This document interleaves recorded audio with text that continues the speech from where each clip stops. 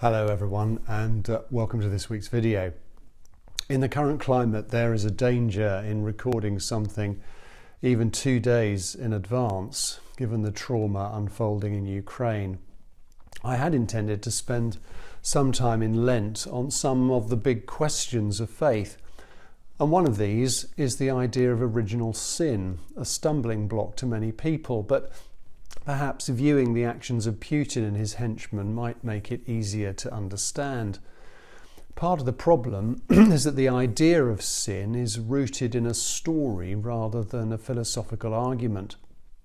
The first 3 chapters of the book of Genesis provide us with a startling insight into the human condition. Now, I should say at the beginning that these 3 chapters are not meant to be taken as a literal scientific treatise on human origins. The world was not created in 7 literal days, starting on October the 23rd, 4004 BC, as calculated by James Ussher, the Archbishop of Armagh at the time, and unfortunately repeated many times since. The point of the story is that we understand the world owes its existence and origin to God.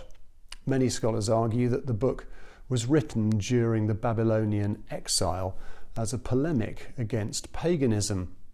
Their origin stories usually involved something emerging from gods fighting each other and provided grounds for the pagan practice of buying gods off with sacrificial worship.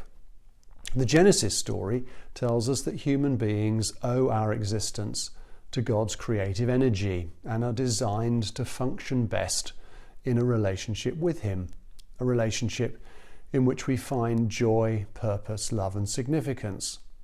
This relationship is marked by a willing submission to God and His ways. This is the only safe way to live, given our frailty and limitations. In this model, worship is not appeasement of a hostile deity or a way of making him feel good about himself because he has self-esteem issues. It's actually a form of recalibration, living as we do in a world that tries to convince us that life revolves around us. Biblical worship has always been about recentering on the reality it actually revolves around Him. The full story in Genesis 3 is about the human tendency to take hold of autonomy and authority for ourselves. However, given our limited understanding of how the world works, or even a passing self-knowledge of what is really good for us, we construct systems to make life work, centred on what feels good in the moment. St. Augustine described it as collapsing in on ourselves.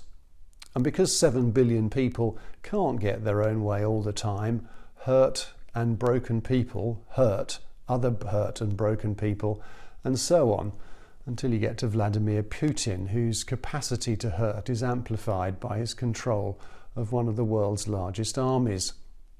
Adam and Eve are the Hebrew for man and woman. This story isn't so much about the origins of sin as a commentary on everyday human experience.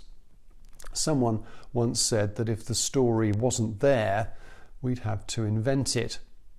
Original sin is the innate tendency of every human being to prioritize the self and the tribe. This is the opposite of love. It's a symptom of a broken relationship with God, who we no longer trust to supply all we need for happiness. I know that my every action, word and thought is tainted by selfishness, as is everyone else's. Like a bowling ball with an uneven weight within it, I will always tend to deviate from the straight and true unless another force rectifies my inward bias. All of us need saving if we're to fulfill our true potential.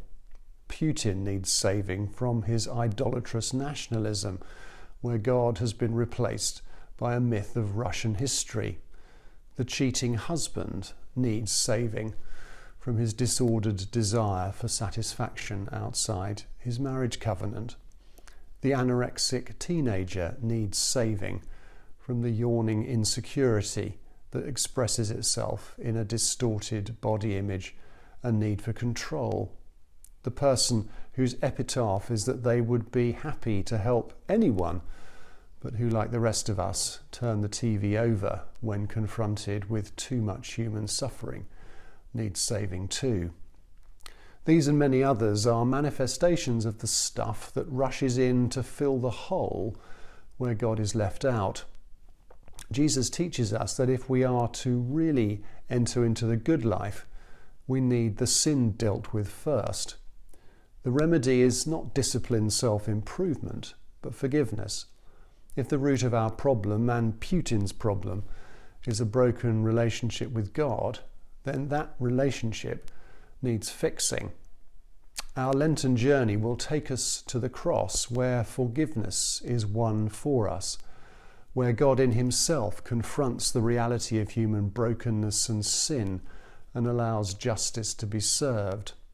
Receiving that forgiveness as a gift and resubmitting to God's rule over our lives releases the resurrection power of God's Spirit into us.